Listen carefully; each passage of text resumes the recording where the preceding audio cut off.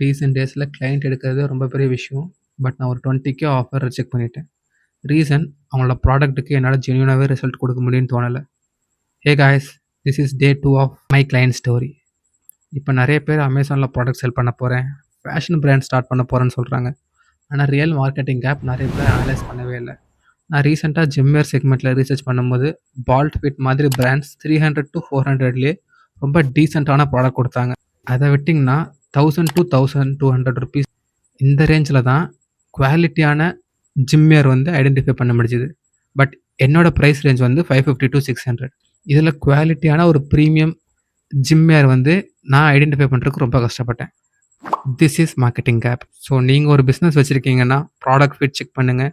நீங்கள் ஒரு business start பண்ண போகிறீங்கன்னா மார்க்கெட்டிங் ஃபிட் செக் பண்ணுங்கள். நெக்ஸ்ட் டைம் ஒரு பிரிண்டிங் ஷர்ட் பிஸ்னஸ் பிளான் பண்ண போகிறீங்கன்னா first product range and market clarity analyse பண்ணுங்கள்.